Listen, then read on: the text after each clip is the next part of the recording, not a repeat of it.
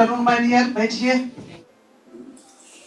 तो my dear, हम लोग इस समय 12th के पहला चैप्टर में ही लटके हुए हैं, नहीं? लेकिन आज 12th के पहला चैप्टर को बिल्कुल ही समाप्त करके दूसरा चैप्टर का आज बीजारोपण करेंगे हम, नहीं? तो पहला चैप्टर का जो लगभग लास्ट पॉइंट में चल रहा है, लास्ट पॉइंट के मतलब सेकेंड, और पॉइंट का नाम है आपका हड़प्पा सभ्यता की सिंचाई व्यवस्था। लिखिए, आप लोग भी लिख लीजिए इसे, हड़प्पा सभ्यता की सिंचाई व्यवस्था।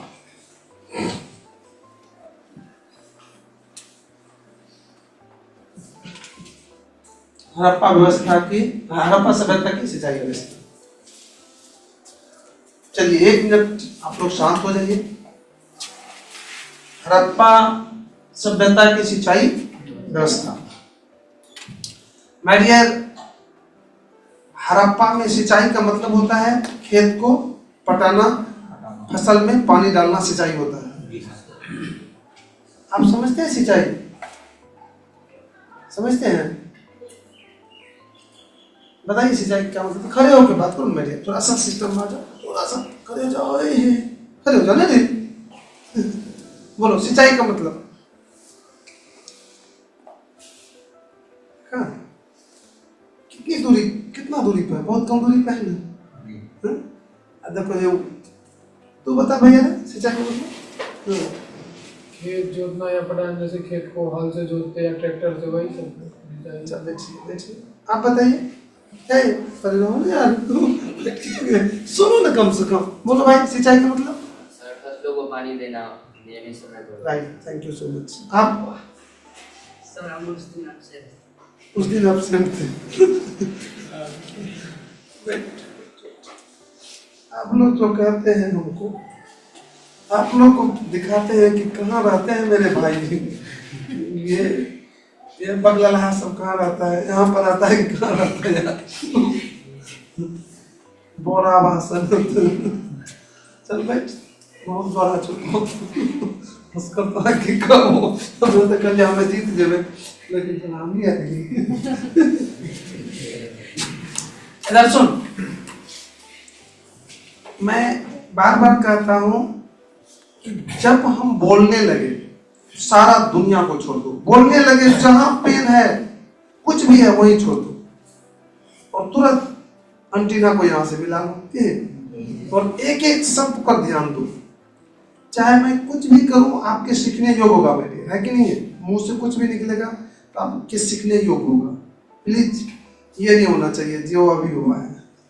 फिर से सुन, सिंचाई का मतलब होता है फसल में पानी देना, वृक्ष में पानी देना, पौधा में पानी देना। अर्थात पेड़ पौधा खेत में जो पानी देते हैं वही क्या कहलाते हैं? सिंचाई। बहुत लोग नहीं जानते इसको। तो अब आइए हड़प्पा सभ्यता में।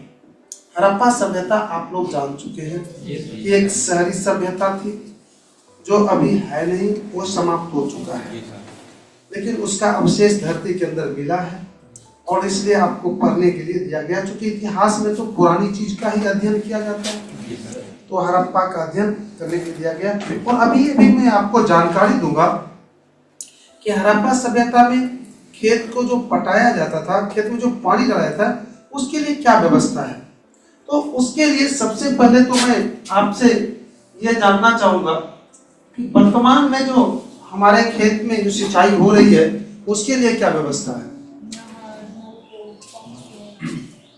अभी जो आपके खेत जो पटता है उसमें जो पानी दिया जाता है, तो कौन व्यवस्था से, किस व्यवस्था से? हाँ, मुख्य रूप से आप देखे होंगे कि 3 व्यवस्था होगा। एक तो नहर होगा, दूसरा कहीं कहीं पर झील या तालाब भी होता है, और तीसरा पंपिंग सेट। यही पंपिंग सेट, यही 3 गो व्यवस्था है। और उस समय भी यही 3 गो व्यवस्था था। नहर, सॉरी ये नहीं था, कौन, पंपी से थे, ये 2 व्यवस्था, नहर और जलाशय। उसको जलाशय को, तालाब या झील को जलाशय भी तीसरा नाम लिखा था, जल जहाँ इकट्ठा रहता है। ये 2 था, नहर और जलाशय भी था। और एक और मिला है वेदियत, वो सुन लीजिए।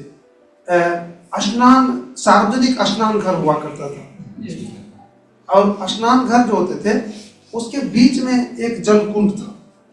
ऐसा नहीं कि उस तालाब में लोग स्नान करने जाते थे, स्नान रूम था, बाथरूम जिसको कहते हैं, वहां पर स्नान करने वाला, उसमें एक रूम में वो कुआं रहता था, 10-10 वो लोग उस कुआं पर स्नान करते थे, और सार्वजनिक रूप से होता था वहां पर, बहुत सारे लोग स्नान करते थे वहां पर। और स्नान करने के क्रम में जो पानी जाता था उसको कहीं बहने नहीं देता था, ऐसा सिस्टम लगा हुआ था, वो जलाशय में जाके इकट्ठा होता था, और वहां पर फाटक लगा हुआ था। अब इधर के खेत को पटाना है तो इधर नाली लगी हुई थी, फाटक को हटा दिया, पानी निकल के खेत में चला गया, ठीक, फिर फाटक को बंद कर देता था। ऐसा ये भी सिस्टम था। एक तो नहर हो गया, दूसरा जलाशय हो गया, और तीसरा ही स्नान घर से निकले हुए पानी से भी खेत की सिंचाई होती थी। आपके दिमाग में देखिए, अब हम लिखाएंगे क्या नहीं लिखाएंगे तो अलग बात है, लेकिन आपके दिमाग में रह जाएगा। हमको लगता क्या है, कहते हैं कि रखना है, इसको क्या रखना है, पूरी जिंदगी कभी भूलिएगा। हड़प्पा व्यवस्था में क्या सिंचाई की व्यवस्था था, तो नहर था, तालाब था, और ज्यादा अगर लंबा हुआ तो स्नान घर में जो पानी होते थे उसको भी इकट्ठा करके रखा जाता, उससे भी सिंचाई खेत की होती थी। हो गया, इतना लिख दो ना। किसी का नाना का दिमाग नहीं कि 5 में से 4.5 अंक देगा, 5 में 5 देगा, बस सीधा है हम लिखाना शुरू कर देंगे। अभी जो हो रहा है देखते हैं, जो गैस पेपर या बुक निकाल के यार लिखाना शुरू कर देता है बच्चा के बीच।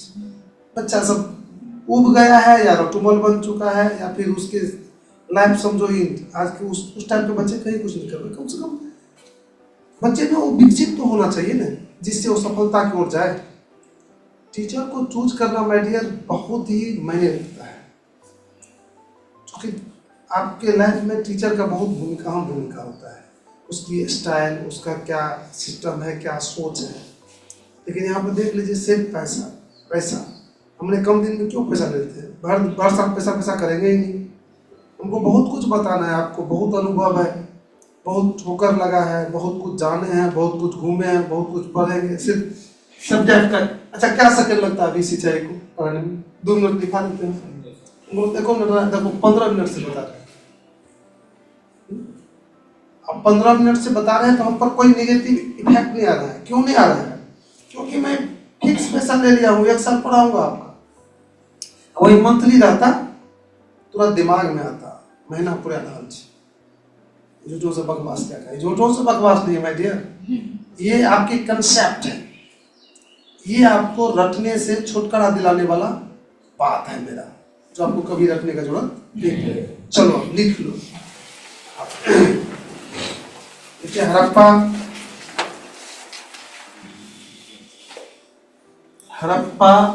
सभ्यता में मिले साक्ष्य के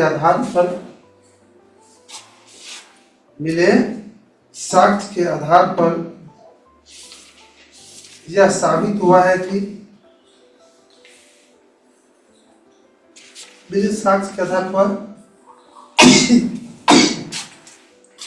यह साबित हुआ है कि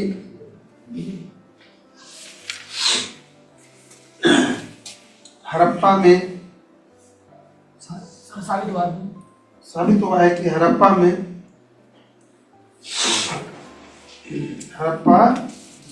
में नहर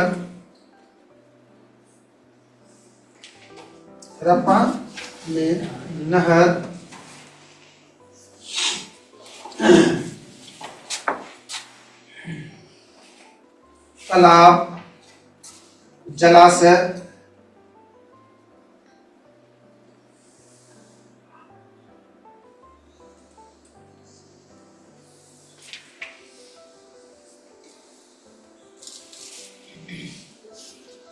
तो पूरा 12th सिलेबस तो बना दिया है।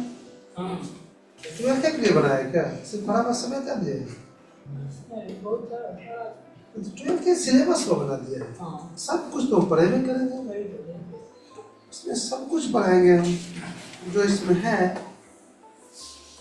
अरे चलो थोड़ा सा हमको टाइम मिलता है, ऑब्जेक्टिव खींचिए रहे हैं थोड़ा सा, हमको लगता है 10 मिनट और टाइम देते हैं हम, तो आपको पढ़ने की भी जरूरत नहीं, तो अभी बीपीएससी लेवल का हो गया, तो वही कहे बीपीएससी लेवल का हो गया। देख रहे हैं, वही देख रहे थे दृष्टि वाला यूपीएससी पढ़ाते हैं ना सर का, उसी का 10 टाइम देख रहे हैं कि किस तरह से पढ़ाए, सेम चल रहा है जो पढ़ा रहे हैं। किसी युवक व्यक्ति जो मेरा कॉपी देखता है ना, तो लगता है कि ये कहीं ना कहीं हाई क्वालिटी का अध्ययन किया है, तब वहाँ आया है। चलिए, मैं बात कर रहा था क्या? जलाशय। एक सेकंड। हड़प्पा सभ्यता में मिले साक्ष्य के आधार पर यह साबित हुआ है कि हड़प्पा में नहर, तालाब, जलाशय आदि से खेत की सिंचाई होती थी। खेत की सिंचाई होती थी।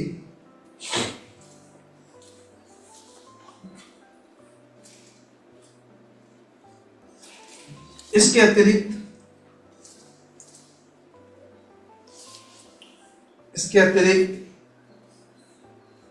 स्नान घर से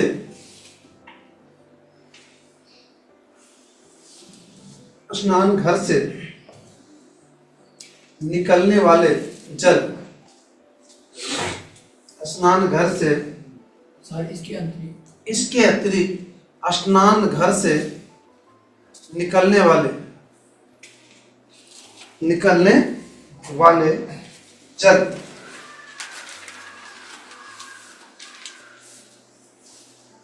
घर से निकलने वाले जल से भी सिंचाई की जाती थी।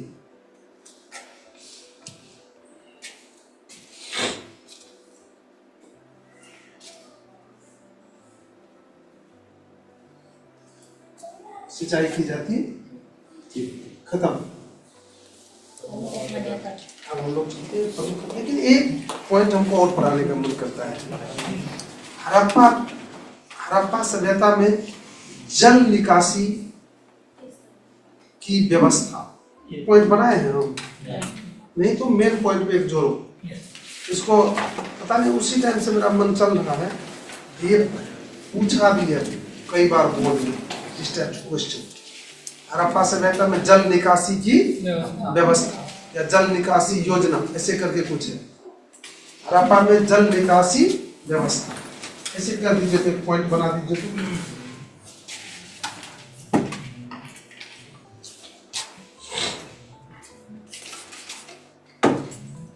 और इंपॉर्टेंट पॉइंट में भी जोड़ दीजिए इसको।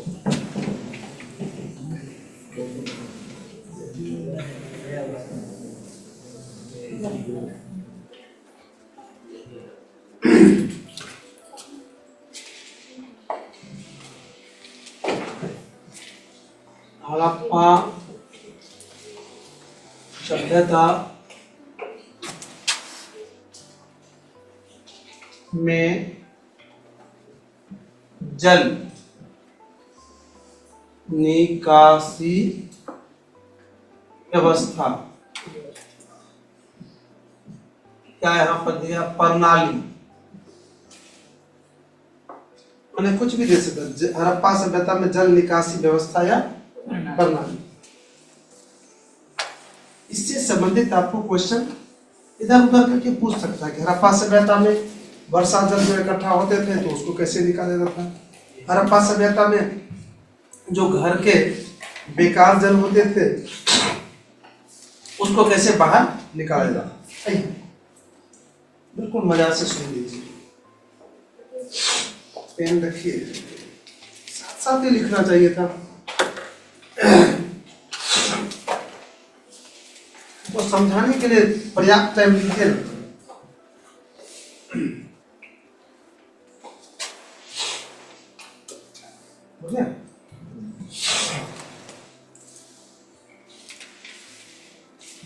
हड़प्पा सभ्यता में जल निकासी व्यवस्था या प्रणाली। जल निकासी का मतलब हुआ कि जहां हम बसे हुए हैं वहीं परेशान होंगे जल से, तो उसमें जो जल जमेगा तो कौन जल? मुख्य रूप से वर्षा के जल, तो उसको वर्षा जल और दूसरा घर और के जो बेकार जल होता है वो जल।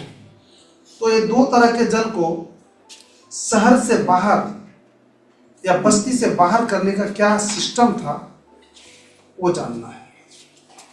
तो मैं डियर एक शब्द में कह दूं कि आज जो हमारे शहर में, आप यहाँ पर शहर में रहते हैं, आज जो हमारे शहर में व्यवस्था है वर्षा जल या बेकार जल को बाहर निकालने का, शहर से बाहर निकालने का, सेम समझिए उसी का 2 कॉपी है।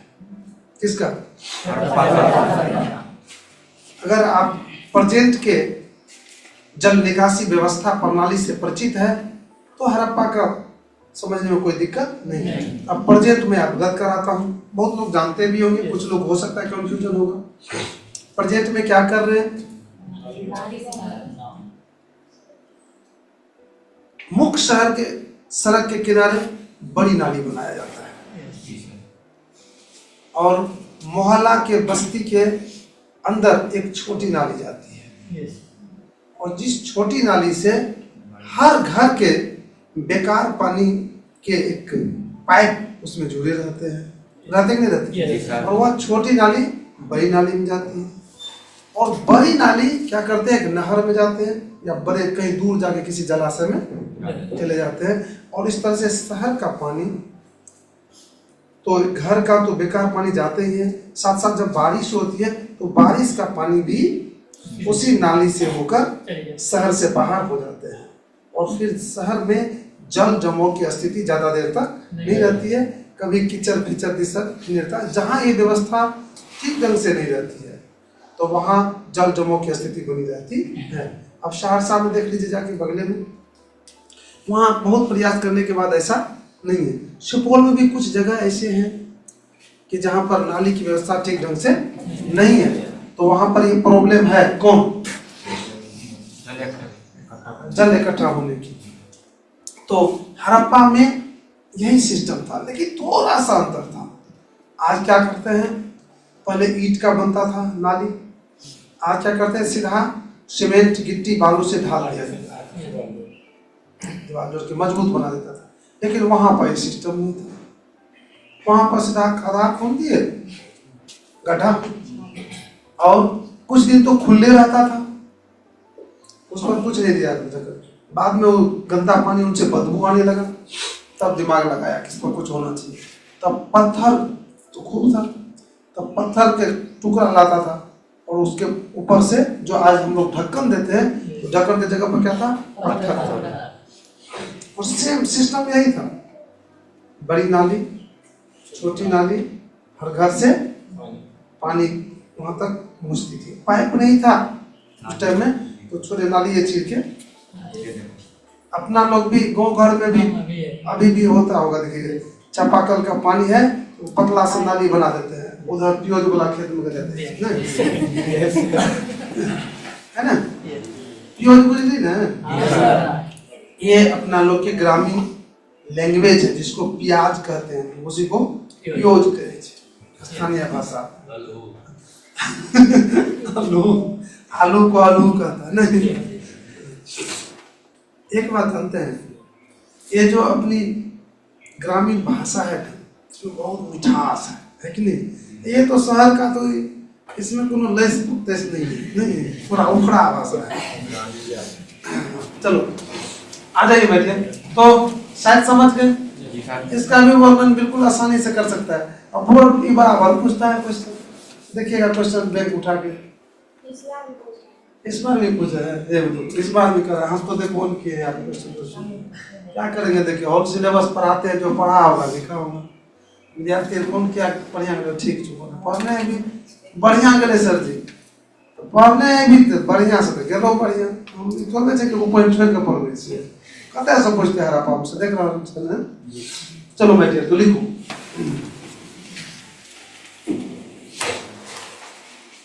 देखिए हड़प्पा सभ्यता में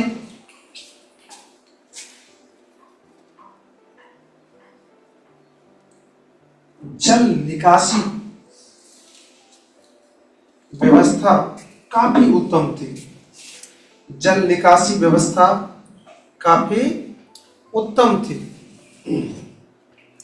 जल निकासी व्यवस्था काफी उत्तम थी। जल निकासी व्यवस्था काफी उत्तम थी।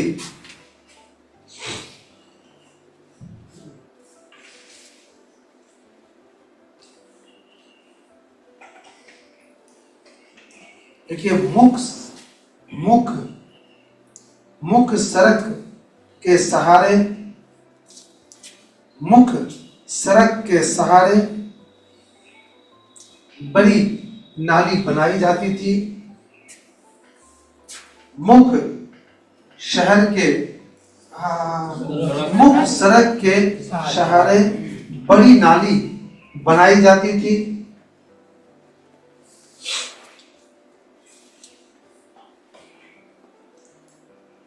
जिससे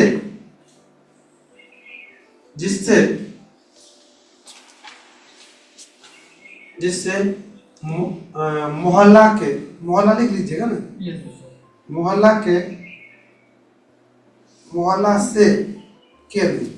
जिससे मोहल्ला से छोटी नाली आकर मिलती थी।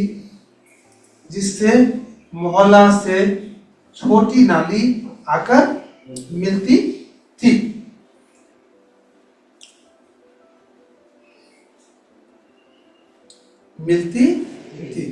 पुल विराम। छोटी नाली में हर घर के दीजिएगा। छोटी नाली में हर घर के बेकार पानी या गंदा पानी भी दे सकते हैं, नहीं बेकार पानी छोटी नाली के लिख लगा नहीं लगेगा। छोटी नाली में बेकार पानी जाकर गिरती थी।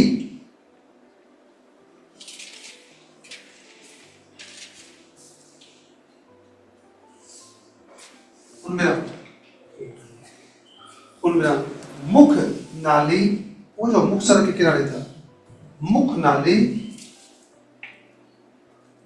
शहर के बाहर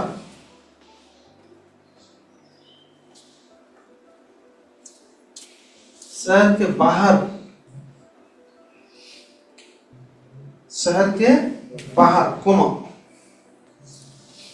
के जल को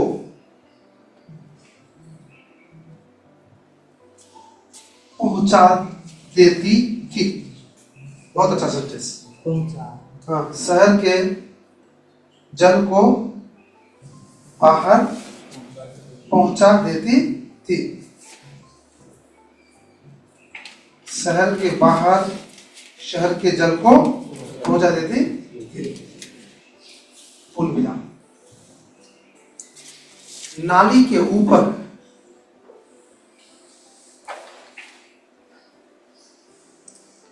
पत्थर का ढक्कन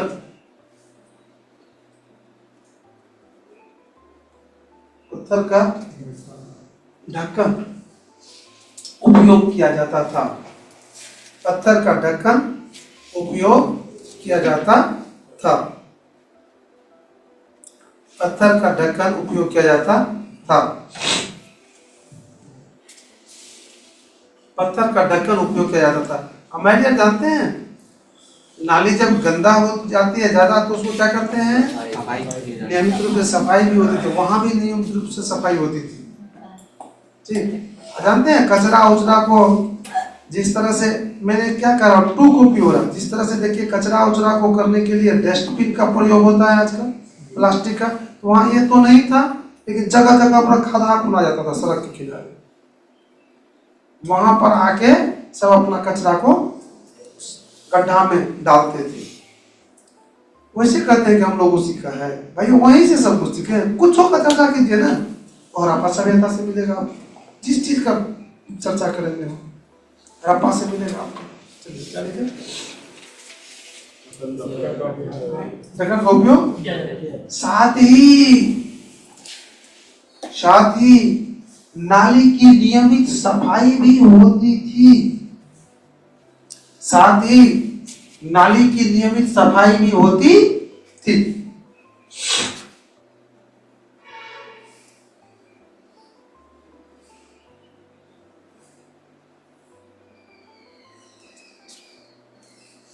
नाली की नियमित सफाई भी होती हो गया। अब लास्ट पॉइंट इस चैप्टर का नहीं, और बहुत ही इंपॉर्टेंट।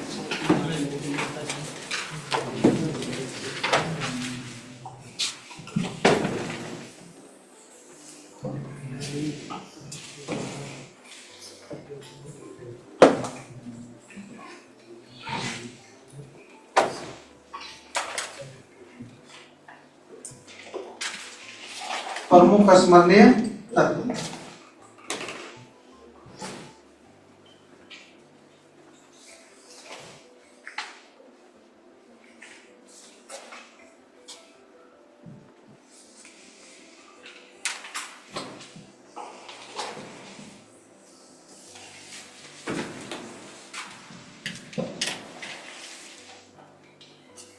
ऐप तो 3-4 दिन में चलिए आएगा ना, इसलिए सोमवार का टाइम दिए हैं। हाँ तो आएगा, नया चीज से नहीं होगा ना। 5 दिन का टाइम लिया। आज कितना तारीख हो गया? आज दिन को नहीं, सुपर से नहीं मिले। देख लेते हैं, ऐप आएगा तब ये करेंगे। 5 दिन का टाइम लिया। फिर 1-2 दिन आता नू कर प्रैक्टिस करवाएगी। अपने SST पॉइंट का ऐप आ रहा है 5 दिन के बाद। SST पॉइंट बस जैसे ही प्ले लिस्ट बजाइएगा अपने आप ही ऐप आएगा, खोलिएगा सारा कुछ उसमें रहेगा, वहीं से होगा सारा कुछ। 5 दिन के बाद प्ले लिस्ट पर नाम अंकित हो जाएगा।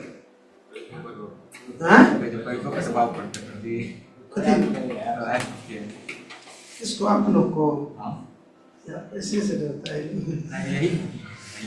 इतना तो नहीं बेवकूफ है यार। आप डाउनलोड कीजिएगा तो कोनो ऐप को डाउनलोड करते तो पैसा मांगता है। मेरा ऐप को डाउनलोड कीजिएगा तो पैसा काहे मांगेगा? आप उसके अंदर जो जाइएगा तो कुछ तो फ्री में रहेगा, कुछ आपको पैसा वाला रहेगा। तो अब आपकी इच्छा होगा कि पैसा वाला जो चीज है वो आपकी जरूरत की चीज है तो दीजिए, नहीं तो जो फ्री में है वो देखिए। जैसे अभी हम लाइव देंगे तो मेरा मन है कि उसमें क्या रखेंगे नहीं रखेंगे। अगर मैंने फ्री में दिया तो फिर उसमें पैसा क्या मांगेगा? पहले पैसे से डरता है इधर। वैसे बहुत पैसा भी लगेगा, बहुत कम, 11 रुपया 1 साल का लगेगा। तो अपना मन का सेटिंग है ना, 12th का भी 10th का भी 11 रुपया मिनिमम होना चाहिए ताकि आपको भी लगे। ऐप डाउनलोड करने में पैसा नहीं लगेगा, कोई भी ऐप डाउनलोड करने थोड़ा पैसा मांगता है। आप उसमें बहुत, जैसे कि अभी हम डाल दे रहे वीडियो, अगर हम इस वीडियो को उसमें डाल देंगे, अभी तो फ्री में दे रहे हैं ना, तो भी उसमें भी पैसा देंगे। उसमें सारा सिस्टम रहता है, इस टाइप का फेस करेगा सारा कुछ। थोड़ा सा कम है, हमको बताना है। ये आपने छेड़े तो देख लीजिए।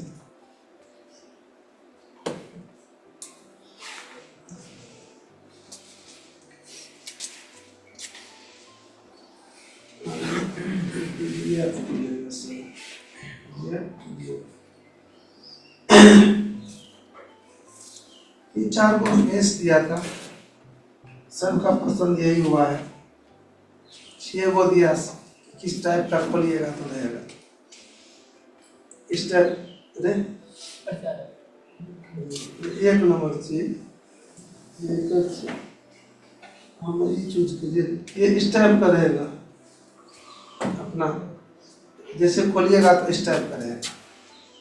यहाँ पर मेरा रहेगा, ये तो दूसरा का है ना, फोटो तो मेरा रहेगा सब कुछ यहाँ पर। SST पॉइंट यहाँ पे all course, live test, e book, free course, syllabus, tele quiz, ये सब रहेगा। प्रीवियस ईयर, जॉब अलर्ट, लेकिन इसमें तो कंपटीशन के टाइप से हो गया ना। लाइव है तभी ना बता तुम क्या कौन लिखिए अच्छे हैं नहीं तो यार कंपटीशन की तरह से हो गया। हमको चाहिए तो ई बोला चाहिए नहीं कौन वहां पे चेंज हो गया हाँ चेंज यार ये तो लगता है कि हम तो अभी देखते नहीं कि हम तो अभी देखे हैं total test series live test series हाँ ed course E book ed course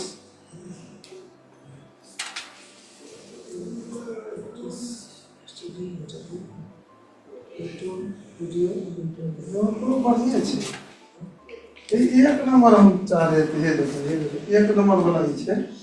ये देखो ई बढ़िया नहीं है। YouTube classes, free PDF, free test, job का क्या ये सब करके चूज हो आगे टाइम चल हमारा ध्यान बढ़िया लग रहा है। एक नंबर के फ्री टेस्ट आरु छे कौन से भेजे का छै फ्री टेस्ट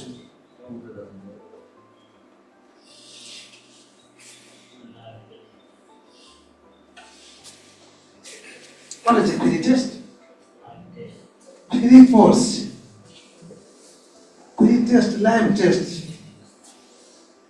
प्रीवियस ईयर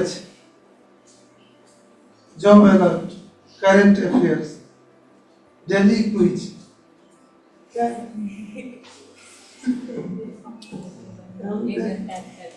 देखिए हमको चेंज करना पड़ेगा। यही है ना paid class free course free weekly test test series PDF class note book ये सब क्या है सिलेबस टेम्पलेट प्रीवियस ये ई चीज बुझबे छै डाउनलोड ये सब क्या चूज करके हमरा कुछ था चले छै। पेड क्लास फ्री कोर्स तरह छै ना paid class free weekly test test series PDF note book syllabus template previous ये अवेलेबल है। करंट अफेयर्स करते थे मैं हमको देखते थे यार SSP के लिए इस पर विचार करेंगे चेंज करेंगे उसको यार हमको नहीं अच्छा लगता है यार। हम कल तो देखे नहीं किए उसको हम क्या कर दिया सब मिलके। अरे ये क्या है इसमें किस है all course live test e book daily quiz free course syllabus वो टाइप कहाँ है ये तो कंपटीशन के हिसाब से हो गया। जॉब अलर्ट ये कौन नौकरी अलर्ट वाला करवे हम करंट अफेयर्स ना ये तो ये वाला क्लास खोल हुआ कंपटीशन का फुल्ली हो गया।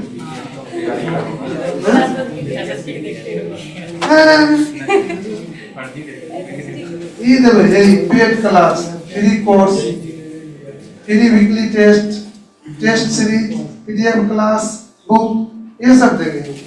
वो काहे देंगे नौकरी तो बड़ी बना क्यों है वैकेंसी नहीं कर सर जी हैं वैकेंसी ना है वैकेंसी पे ये पढ़े में तब वैकेंसी यार बुलाते हैं चेक करते हैं उन्हें होगा ये देंगे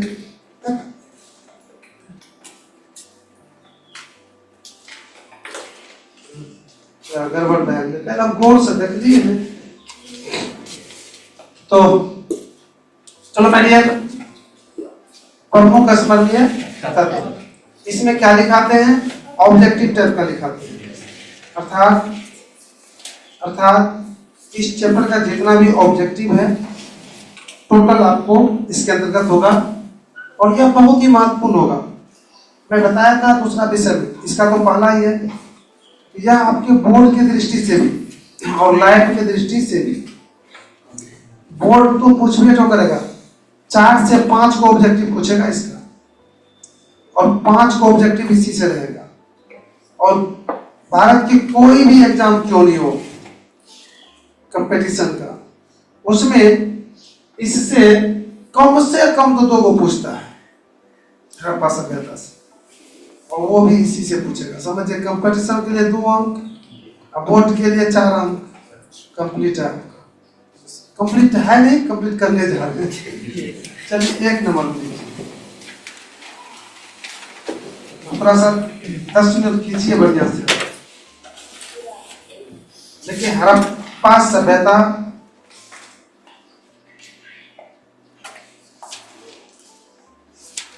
हड़प्पा सभ्यता में सर्वप्रथम, हड़प्पा सभ्यता में सर्वप्रथम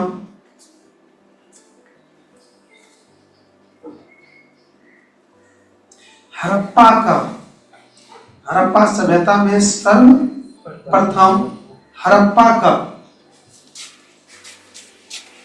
उत्खनन हुआ था।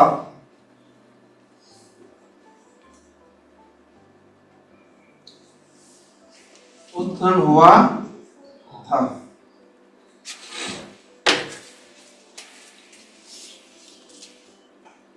हड़प्पा का उत्खनन हुआ था।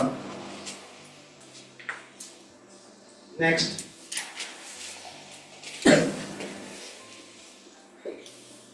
हड़प्पा सभ्यता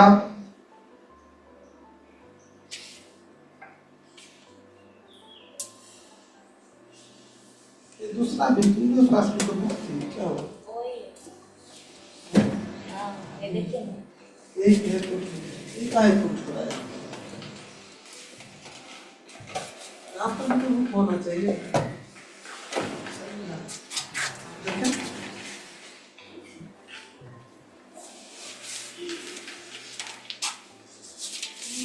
बस 1 सेकेंड। देखिए हड़प्पा सभ्यता देख चुके हैं।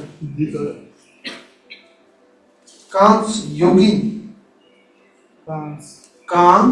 युग की सभ्यता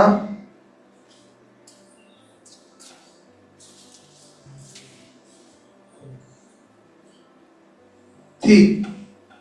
कांस युग की सभ्यता थी। मतलब क्या होता है कांस युग का? युग पहले होता था ताम्र युग, कांस युग। कांस धातु होते हैं ना, तो उस धातु का जिस समय उपयोग होता था तो उस समय को क्या कहा गया? सुने हैं आप पाषाण युग का नाम सुने हैं? पाषाण मतलब क्या? पत्थर। एक ऐसे समय, लंबा समय था जो हमारे दैनिक जीवन में हथियार से लेके जो भी चीज जौड़ी बना था वो पत्थर से ही बनाए जाते थे। तलवार से लेके, हल से लेके, थाली से लेके, प्लेट से लेके, कुकर से लेके, जो भी है वो किससे बनाया था? पत्थर से। तो उस युग को क्या कहा? पाषाण। तो कुछ ऐसे समय आया जो कांसा का उपयोग हुआ, उसको क्या कहा?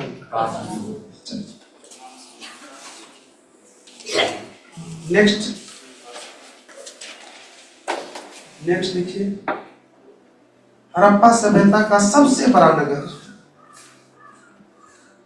हड़प्पा सभ्यता का सबसे बड़ा नगर, आपके दृष्टि को भी देखेंगे। हड़प्पा सभ्यता का सबसे बड़ा नगर मोहनजोदड़ो था।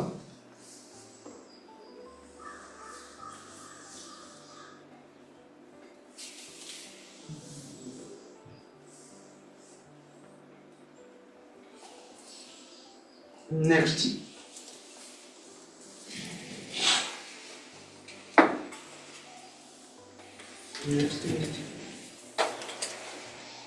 भारतीय पुरातत्व का पिता, भारतीय पुरातत्व का पिता, पूरा हाँ, पुरातत्व का पिता, भारतीय पुरातत्व का पिता कौन थे? अलेक्जेंडर कनिंघम को माना जाता है।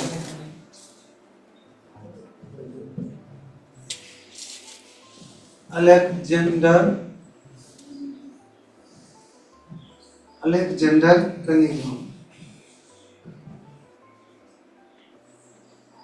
कनिंघम को माना जाता है।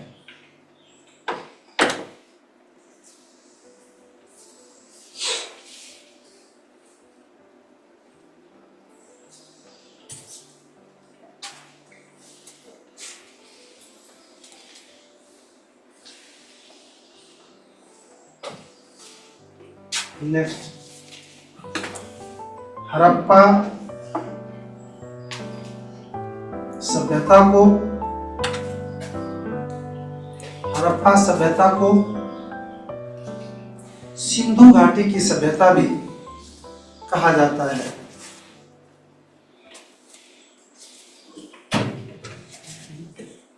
हड़प्पा सभ्यता को सिंधु घाटी की सभ्यता भी कहा जाता है।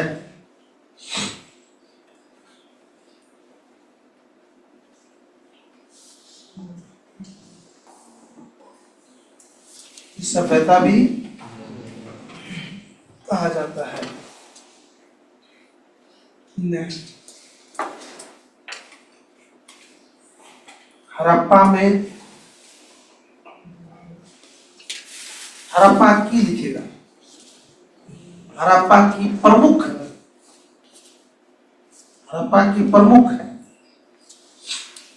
विशिष्ट, हड़प्पा की प्रमुख विशिष्ट वस्तु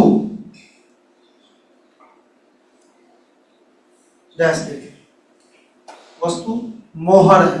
मोहर का मोहर है। मतलब सबसे महत्वपूर्ण वस्तु किसको माना जाता है? मोहर। नेक्स्ट,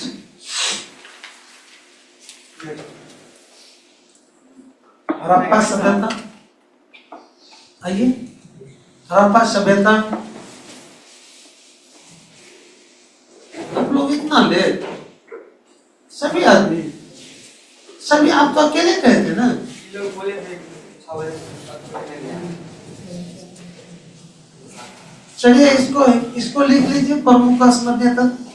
कुछ पॉइंट तो छूट गया, लिख लीजिए। एक पेज छोड़ दीजिए, एक पेज ना, एक पेज छोड़ के, एक पेज में 2 पेज छोड़ दीजिए, लिखना शुरू कीजिए।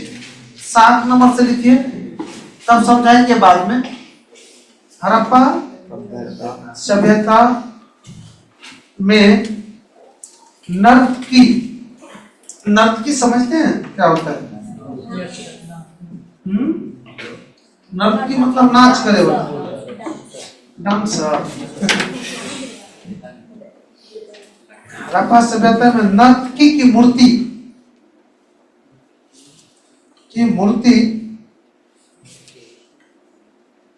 मोहनजोदड़ो से मिली है। मूर्ति ठीक है, मोहनजोदड़ो से मिली है।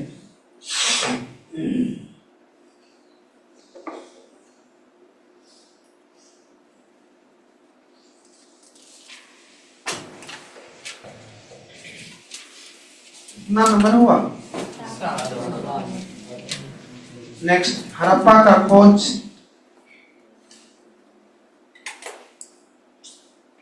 हड़प्पा का खोज 1921 ईस्वी में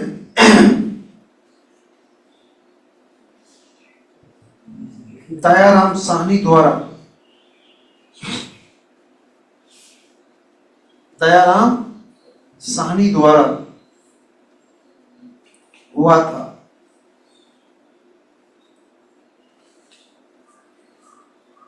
नेक्स्ट, मोहनजोदड़ो का खोज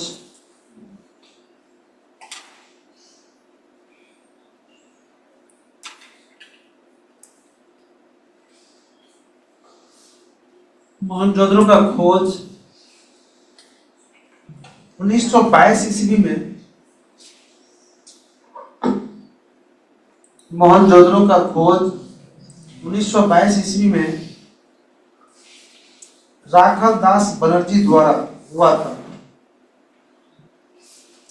राखल दास बनर्जी द्वारा हुआ था।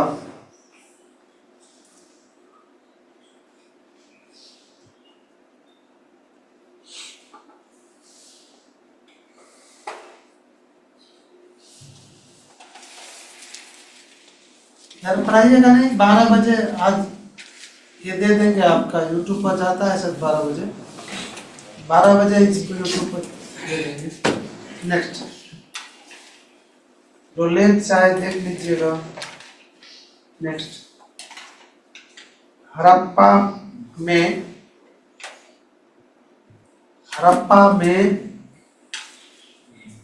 अभी तक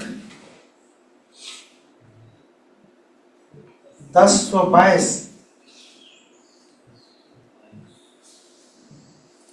विकसित स्थलों की पहचान हुई है।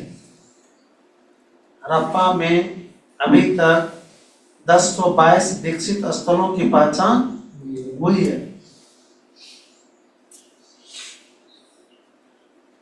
हुई है। जिसमें से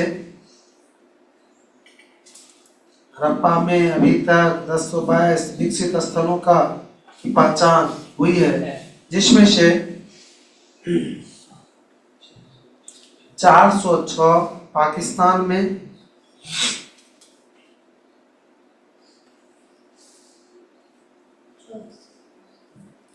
और 616 भारत में है।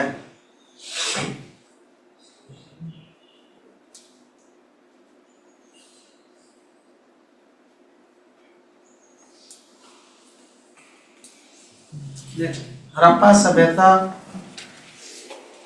का क्षेत्र शायद 11वां नंबर होगा। हड़प्पा सभ्यता का क्षेत्र त्रिभुजाकार था।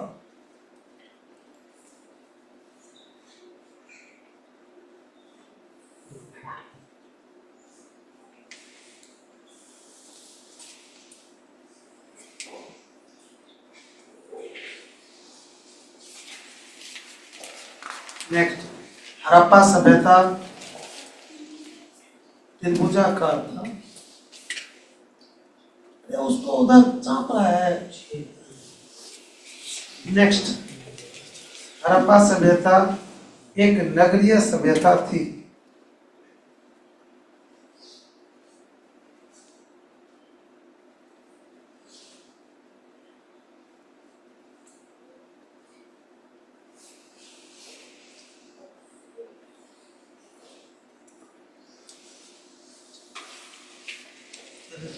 हड़प्पा सभ्यता एक नगरीय सभ्यता थी।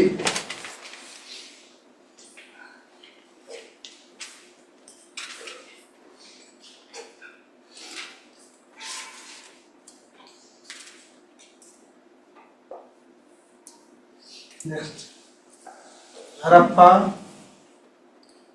पाकिस्तान के मुल्तान जिला में, हड़प्पा पाकिस्तान के मुल्तान जिला में रावी नदी के तट पर बसा हुआ है।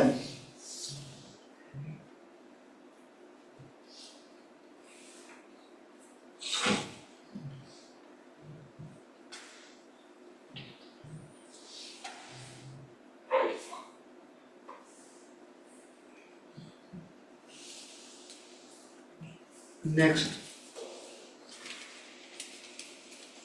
मोहनजोदड़ो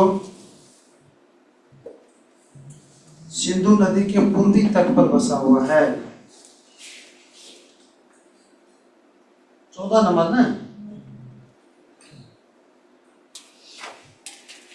मोहनजोदड़ो सिंधु नदी के पूर्वी तट पर बसा हुआ है। मोहनजोदड़ो सिंधु नदी के पूर्वी तट पर बसा हुआ है।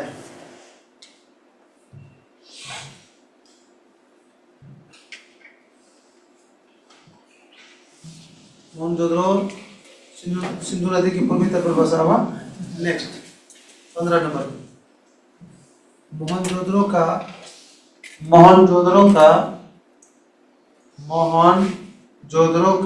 शाब्दिक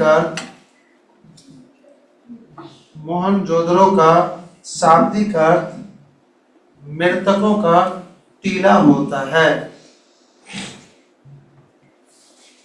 मोहनजोदड़ो का शाब्दिक अर्थ मृतकों का टीला होता है।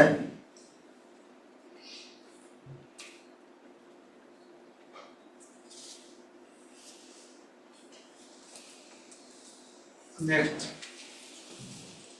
विशाल स्नानागार।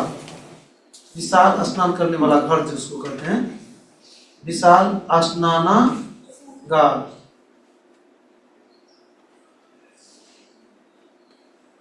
विशाल स्नानागार का प्रमाण मोहनजोदड़ो से मिला है।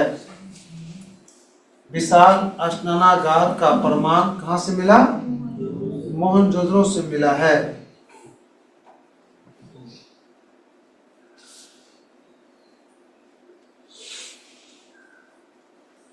नेक्स्ट मनका बनाने का प्रमुख केंद्र। मनका बनाने का प्रमुख केंद्र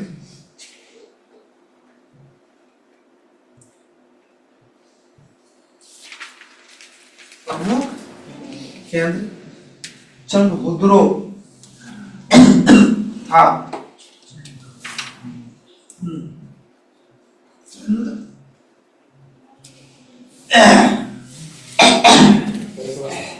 लिख रहे भैया चंद्रहुद्रो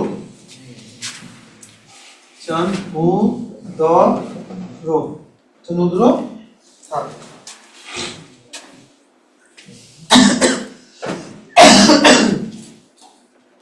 चंद्रहुद्रो। नेक्स्ट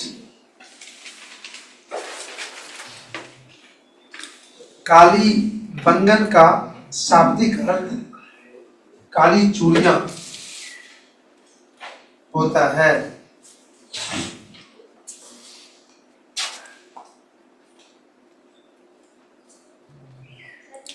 काली बंगन का शाब्दिक अर्थ काली चूड़ियां होता है।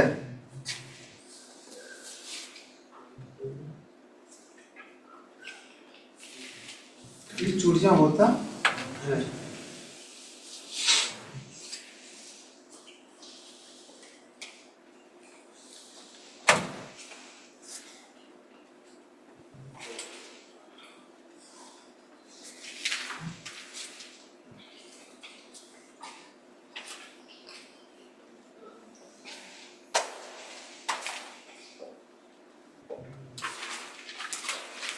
कांस्य युग को ताम्रपाषाण युग भी कहा जाता है। तो वहां फंस जाइएगा, समझे? दोनों एक ही बात है। कांस्य युग को ये मतलब भी वही ताम्र पाषाण युग भी कहा जाता है।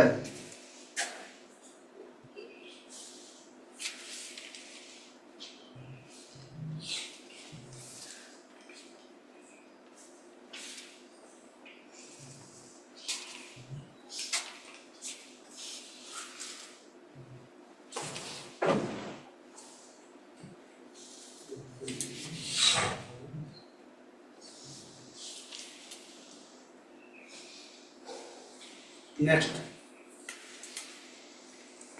एक और बढ़िया चीज है, उसको लिख लीजिए।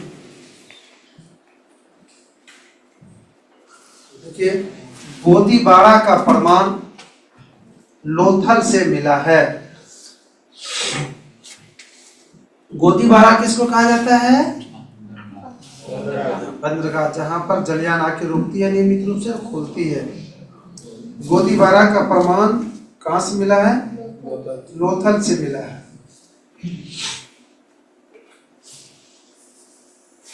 एक और दे ही दीजिए। किलाबंदी का प्रमाण, किलाबंदी का प्रमाण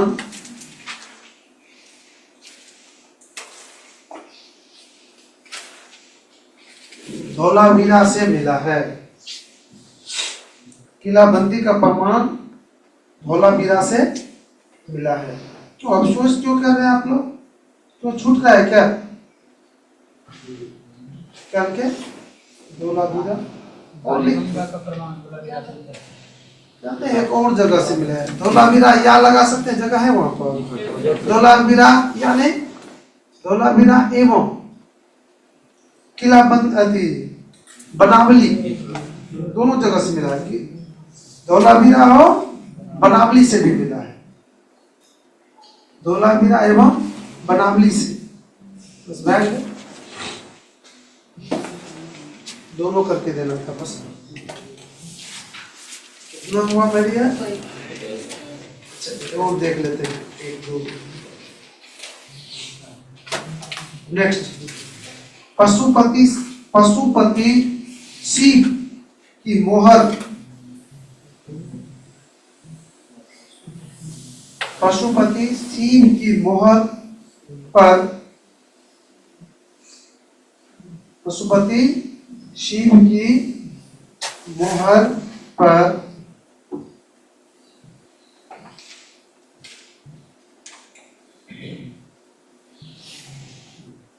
बाघ, हिरण, भैंस,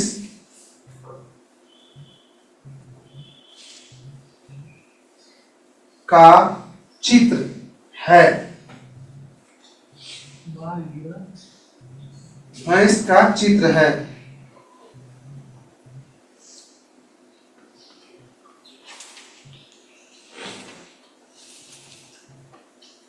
बस लास्ट है, उसके बाद हम लोग चलते हैं आगे।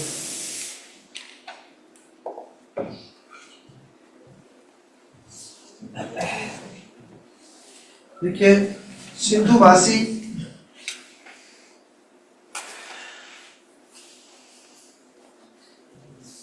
तौलने, सिंधुवासी, सिंधुवासी तौलने या नापने के लिए, नापने के लिए चार अंक, चार या इसके गुणज अंकों का उपयोग करते थे। चार या इसके गुणक अंकों का उपयोग करते थे।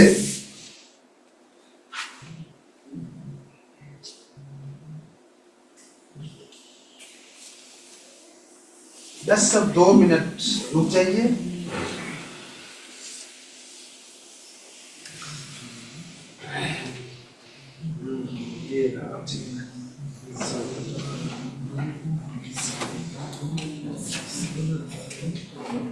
नेक्स्ट देखिए, और 4 गुना पहाड़ा आता है ना, चारे का चार, चार दूनी यही हुआ। चलो लिखो। हाँ, देखिए, सिंधु घाटी की सभ्यता के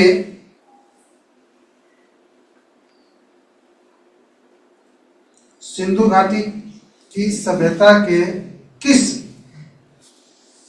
स्थल से किस स्थल से नाव के चित्र या मॉडल प्राप्त हुआ है?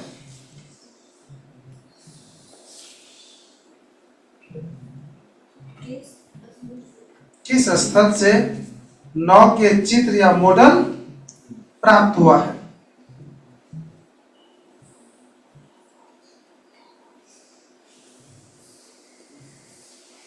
ध्यान से देखिए, लिखिए। मोहनजोदड़ो एवं लोथल से।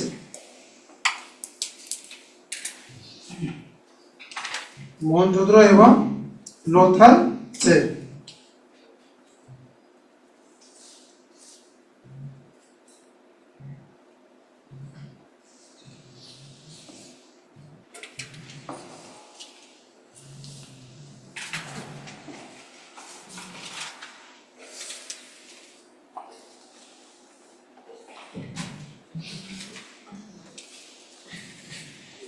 नेक्स्ट, हड़प्पा सभ्यता में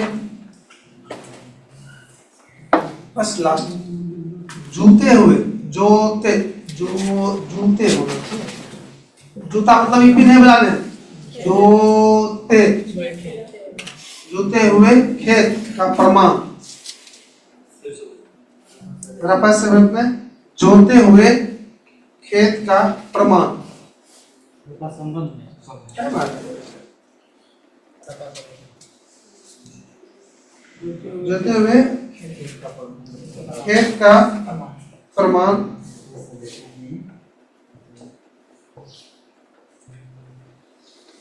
कालीबंगन से मिला है।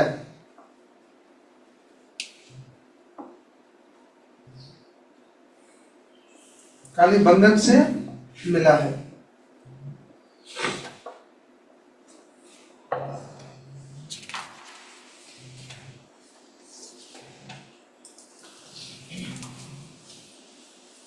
तो इस तरह से माय डियर आपका कितना हो गया? 25। ये 25 अमृत हुआ आपका इस चैप्टर का। बोर्ड का 4 को ऑब्जेक्टिव तैयार हो गया और कंपटीशन का 2 को तैयार हो गया। तो इस तरह से पहला चैप्टर आपका खत्म हो रहा है। हम लोग दूसरा चैप्टर का कहे थे कि शुरुआत करेंगे तो कर दें। चलते हैं हम लोग दूसरा चैप्टर की ओर।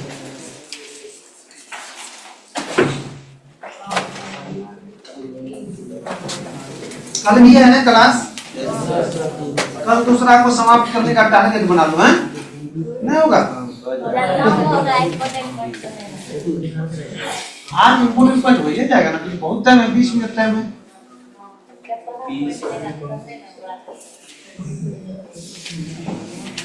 देखिए 2 वो क्लास देख के बाद आ गया अपनी औकात में। चलते हैं हम बुक ये है।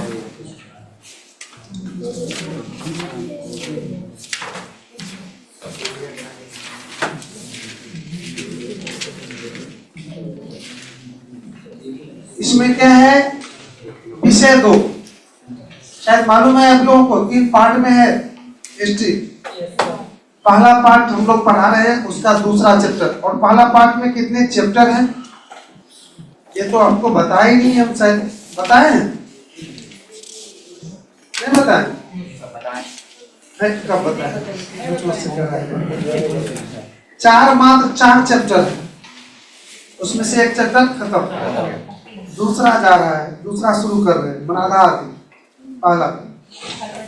तो इसका नाम है, इसमें चैप्टर जो होता है अध्याय इकाई नहीं होता है, इसमें विषय होता है। चैप्टर को क्या कहा गया है? विषय। अर्थात विषय कौन? 2 विषय इसका 2 दिया गया है इतिहास में। विषय 2 स्टार्ट ना,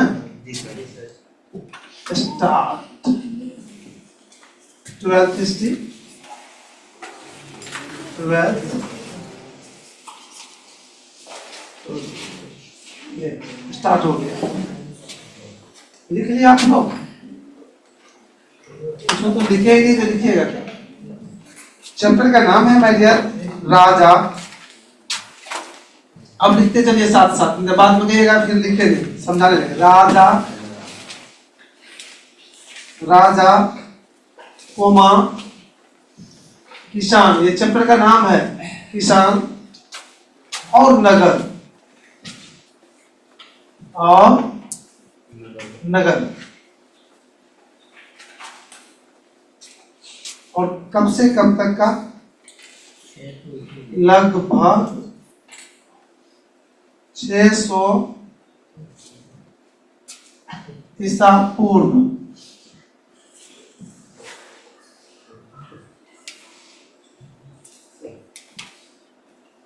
ईसा पूर्व से 600 ईस्वी तक। ये मैटर कोर्स में लिख लीजिए, ये आपका चैप्टर का नाम हो गया।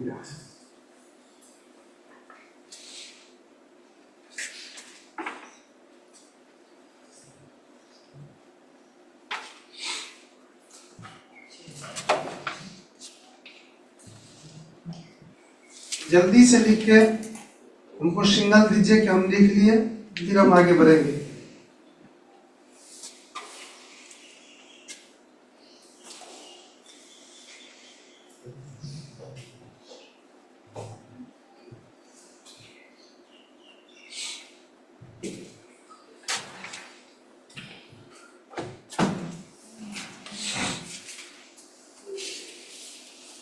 चलिए सुन लीजिए, चैप्टर के शुरुआती में कुछ नहीं लिखे हैं यार, जल्दी जल्दी लिखो, ये सब मत लिखना। इधर ये हो गया, अगर लिखना चाहते हैं तो 2 नहीं, ये 2 हो गया, इसको स्टार्ट कीजिए, शेष नहीं, स्टार्ट।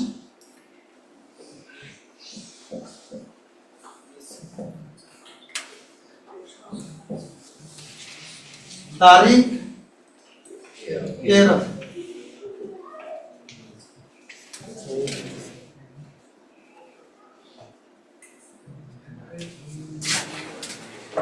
हम तो हुआ यार, कितना तो लोग पेंट कर रहा है, ये 2 लाइन का लिखा हुआ, हम कब लिख के घूम रहे हैं, आप लोग हो गया, तो ये लोग पेंट करिए रहा है। चलिए पेन रखिए बढ़िया से, जैसा कि आप लोग को मालूम ही हो चुका होगा अभी तक, क्या क्या कि किसी भी चैप्टर का जो नाम होता है उसमें बहुत कुछ छुपी हुई रहती है, उस चैप्टर की पूरी सारांश छुपी हुई रहती है, नहीं? और आज भी चैप्टर का नाम ही है, तो पहले हम लोग देख लें आखिर है क्या। सबसे पहले मैं आपको फिर से एक बार याद दिलाता हूं कि हम जो इतिहास पढ़ रहे हैं वो इंडिया का इतिहास पढ़ रहे हैं, ऐसा नहीं कि विश्व इतिहास पढ़ रहे हैं दूसरे देश का, भारत का इतिहास पढ़ेंगे। और भारत के इतिहास ये 3 पार्ट में है, जो पहला पार्ट हम पढ़ा रहे हैं, अर्थात कुछ भी पढ़ेंगे तो भारत से संबंधित बातें ही पढ़ेंगे। हो सकता है अगर अभी जैसे हड़प्पा सभ्यता पढ़ रहे तो पाकिस्तान भी गए थोड़ा सा, लेकिन हड़प्पा सभ्यता तो भारत में भी है ना, इसलिए थोड़ा बगल में पढ़ ली, वो अलग चीज हो गया, लेकिन मूल फोकस कहाँ था मेरा, भारत। अर्थात इस इतिहास का 12th इतिहास का मुख्य फोकस है भारत। आइए, तो यहाँ पर है पहला राजा, तो राजा किसको कहते थे, जो पहले समाज को नियंत्रित करते थे, जो समाज को चलाते थे, जो समाज पर शासन करते थे, वही था राजा। तो इसके विषय में पढ़ेंगे इस चैप्टर में, कहाँ से राजा आया, क्या हुआ नहीं हुआ, किस तरह के राजा शासन करते थे, सारा किस्सा कहानी इसमें बताएंगे। उसके बाद किसान,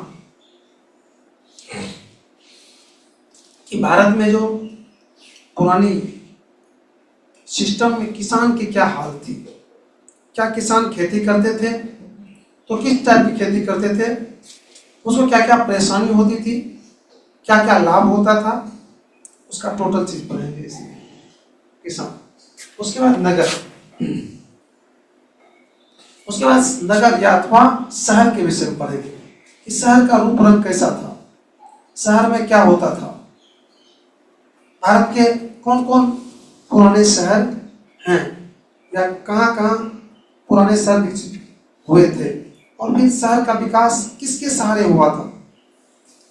मेरे यार आप बता सकते हैं? एक छोटा सा क्वेश्चन है यहाँ पर, तब मजा आएगा कि वर्तमान में जो शहर बस रहा है तो किसके सहारे बस रहा है शहर?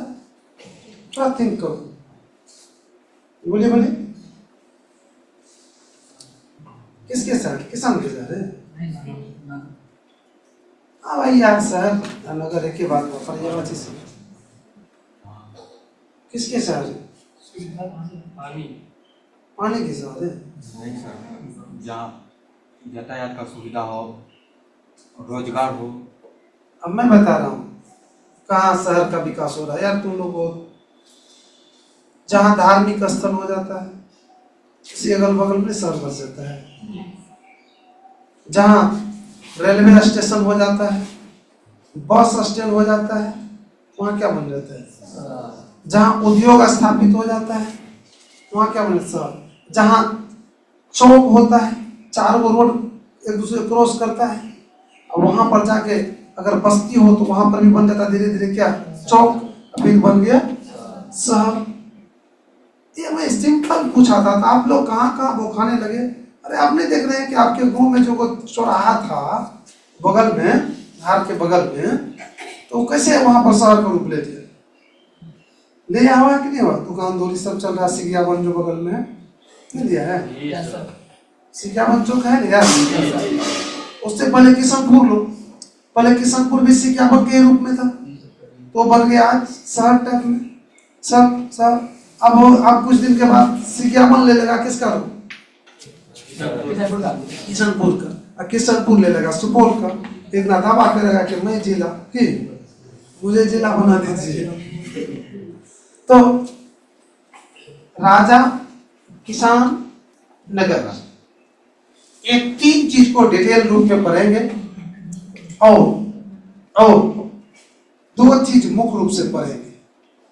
एक तो शासन व्यवस्था अर्थात राजनीतिक व्यवस्था, और दूसरा आर्थिक व्यवस्था। सीधा हम कह दे तो भारत की राजनीतिक व्यवस्था और आर्थिक व्यवस्था। मैंने मैंने इनके साथ साथ क्या लगा दिया संक्षेप में? राजनीतिक व्यवस्था। मजा आएगा माय डियर समझने के बाद। राजनीतिक व्यवस्था और क्या कहा मैंने? आर्थिक व्यवस्था। आर्थिक व्यवस्था। ये राजनीतिक व्यवस्था क्या होती है? जिसमें शासन से संबंधित काम होता है, उसको कहते हैं राजनीतिक व्यवस्था। अभी जो नेता, मुख्यमंत्री, प्रधानमंत्री, मुखिया, सरपंच बनता है, इस सारा सिस्टम क्या कहलाता है? आर्थिक व्यवस्था क्या कहलाते हैं? जिसमें रुपया पैसा, फैक्ट्री खोलना, खेती करना, व्यापार करना, ये सब किस में आ जाता है? तो भारत की दो चीज पढ़ेंगे, राजनीतिक और आर्थिक। कब का? बहुत अच्छा, 600 ईसा पूर्व से 600 ईस्वी, अर्थात लगभग 1200 ईस्वी के बीच का बात पढ़ेंगे हम लोग। 600 पूर्व का, 600 नव का। देखो कितना बढ़िया है। ईसा पूर्व तो समझते हैं ना, ईस्वी जो शुरू हुआ तो उससे पहले। तो 600 पीछे वाला बात, 600 आगे वाला, अर्थात 1200 ईस्वी के बीच का अध्ययन करेंगे इस चैप्टर में। आप राजनीतिक और आर्थिक, इसी के अंतर्गत आ जाएगा राजा भी, इसी के अंतर्गत आ जाएगा किसान भी, इसी के अंतर्गत आ जाएगा। लेकिन ये दो मुख्य चीज हो, इसी का हम लोग अध्ययन करेंगे कि भारत में उस समय अर्थात 600 ईसा पूर्व और 600 ईस्वी के बीच किस तरह की राजनीतिक व्यवस्था थी, शासन कैसे कैसे होता था, क्या मुख्यमंत्री, राष्ट्रपति, प्रधानमंत्री कौन होते थे, नहीं होते थे, राजा होते थे कि कोई मंत्री शासन करता था। टोटल किस्सा कहानी आ गया समझ में? Yes sir. कि हमको क्या पढ़ना है इस चैप्टर में, देख रहा है ना सारांश। अब जानने का जिज्ञासा जगता होगा कि आप जल्दी से जाने कि कैसे शासन होता होगा, नहीं कैसे लोग पैसा कमाते हो। जैसे आज पैसा कमा रहे हैं हम लोग, कमा रहे हैं ठग के, चोरी करके, नहीं दुकान करके, व्यापार करके, ठग के भी तो कमा नहीं करता है, खेती करके, बिजनेस करके। तो उस समय क्या इसी तरह से पैसा लोग कमाते थे। आज राष्ट्रपति, प्रधानमंत्री, मुखिया, सरपंच इत्यादि होते हैं हमारे समाज में, राजनीतिक व्यवस्था में यही सब है ना। क्या उस समय भी ये सब होता था? कैसा होता था कि नहीं होता था वो देखेंगे हम इस चैप्टर में। तो चलते हम लोग इम्पोर्टेंट पॉइंट की ओर, समझ गए? अब नए वाले भाई जो है उसको शायद ज्ञात होगा कि नहीं होगा। बट जब हम कोई चैप्टर शुरू करते हैं तो उसमें जितना चीज पढ़ना होता है उसको हम लोग एक जगह नोट करते हैं, फिर एक एक करके पढ़ते हैं, तो उसका नाम रखते हैं इम्पोर्टेंट पॉइंट। और इस चैप्टर का भी जो हम शुरुआत करने जा रहे हैं तो क्या क्या पढ़ना है उसको एक जगह हम लोग नोट करेंगे। ये तो निश्चित रूप से उतार ही लीजिएगा इतना चीज। अब चलिए देखिए इम्पोर्टेंट पॉइंट। मैं आप लोग से रिक्वेस्ट करूंगा कि अगर थोड़ा सा भी किसी पॉइंट किसी टर्म को नहीं समझ पा रहे हैं तो तुरंत काउंटर कीजिए, हमको पूछिए हमसे। मुंह चुपे चुप नहीं रह जाइए, बाहर में जाके कहिएगा कि समझ में के लिए। प्लीज अपनी समस्या को रखो, मैं उसी के लिए लाइक हूं यार।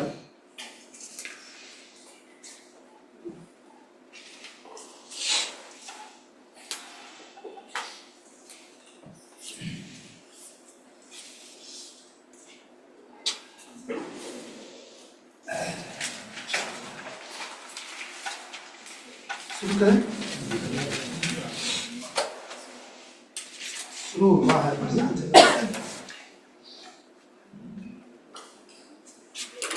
शुरू हुआ है मेरे। सबसे पहले इसमें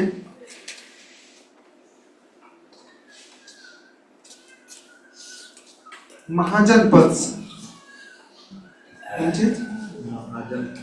महाजन पद, और दूसरा हुआ है 16 महाजन पद। 16 महाजन पद लिखते चलिए। तीसरा हुआ है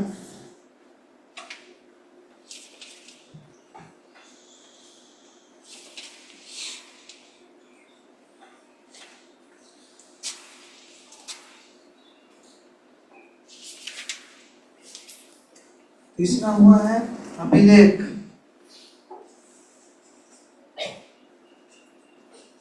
अभिलेख बताएंगे अभिलेख क्या होता है? अभिलेख अभी 5-7 मिनट टाइम है, हम पूरा लिख सकते हैं इसे। तो ये कब से 3 लिख लीजिए, फिर इसको मिटाएंगे, ऊपर से हम एक के बार में खींच देंगे।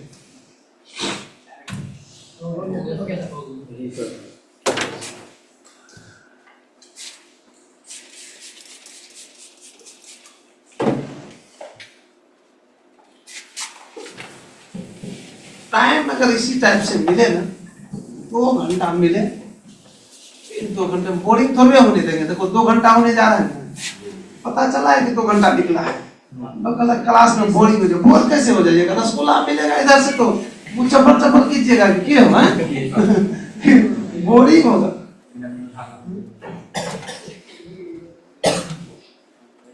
तीसरा क्या लिखे थे? और चौथा लिखिए मगध का उत्कर्ष। मगध का उत्कर्ष। उत्कर्ष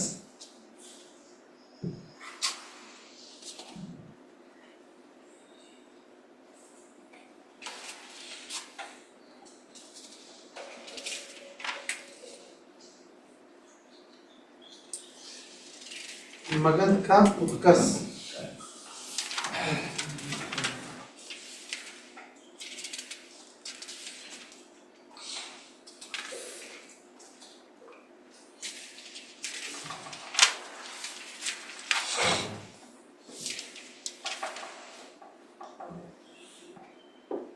नेक्स्ट, इतिहास लिखने में अभिलेख का महत्व।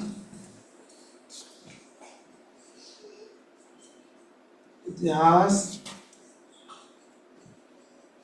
लिखने में किसका महत्व? अभिलेख का महत्व।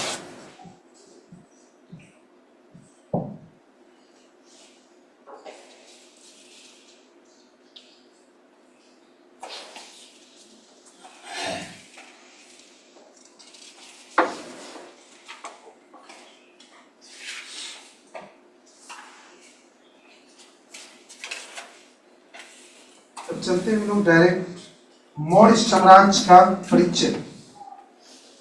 कौन चीज? मौर्य साम्राज्य का परिचय। मौर्य साम्राज्य का परिचय।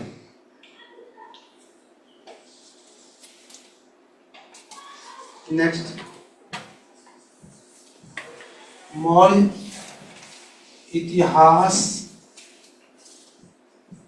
को जानने का स्रोत।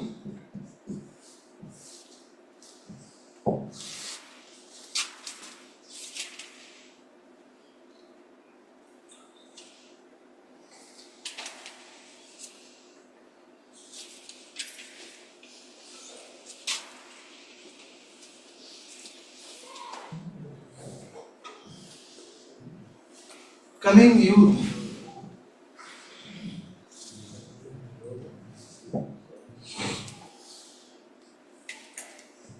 मौर्य साम्राज्य की प्रशासनिक व्यवस्था।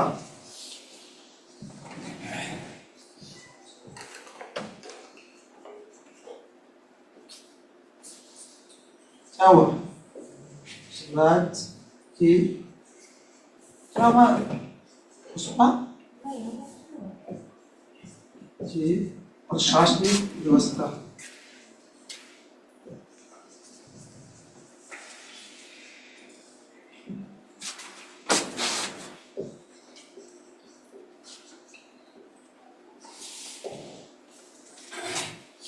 और समाज की प्रशासनिक व्यवस्था।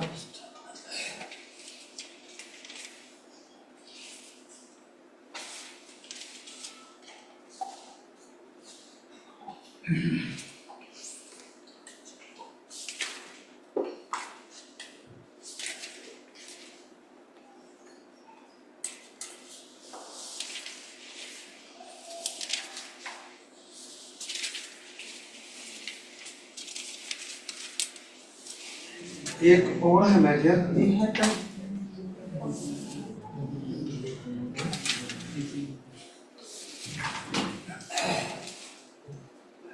गुप्त साम्राज्य का परिचय।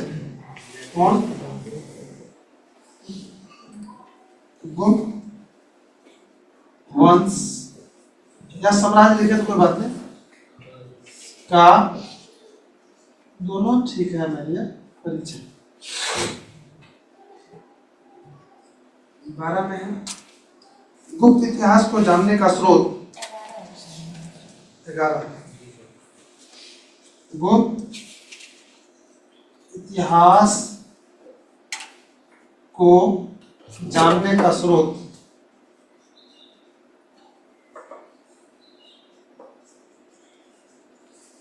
स्रोत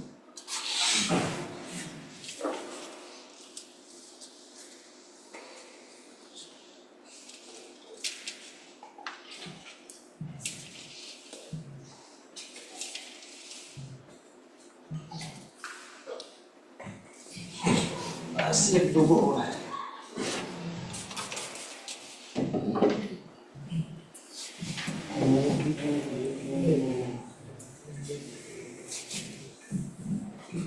गुप्त साम्राज्य के प्रशासनिक व्यवस्था, जैसे नहीं उसमें लिखे थे मौर्य साम्राज्य के, सेम गुप्त साम्राज्य के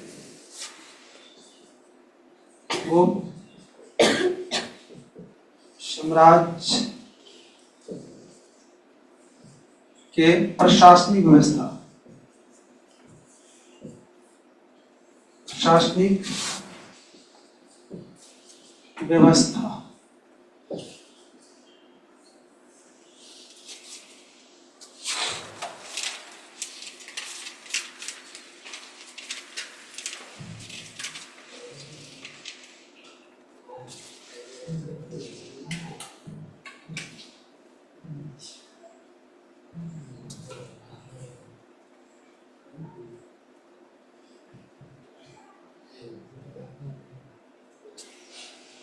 क्या हो,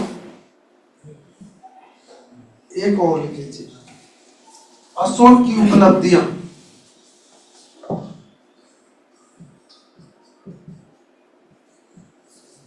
अशोक की उपलब्धियां।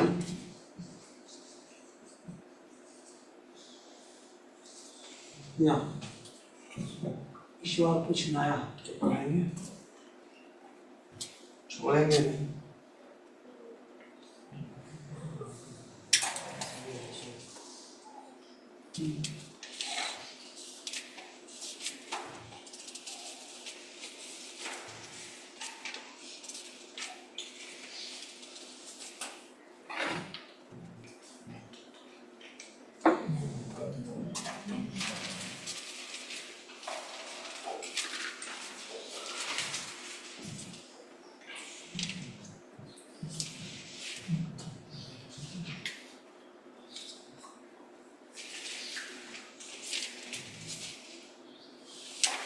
चलिए देख लेंगे, जो छूटेगा तो बीच में है ये 14 में प्रमुख स्मरणीय।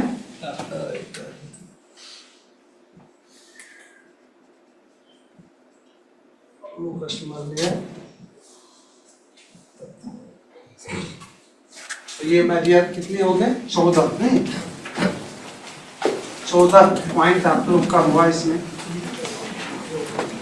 और कल फिर पुनः आप लोग 6 बजे ही आएंगे टाइम से, तो टाइम भी हो गया, तो आज की क्लास को हम यहीं पर विराम दे रहे हैं।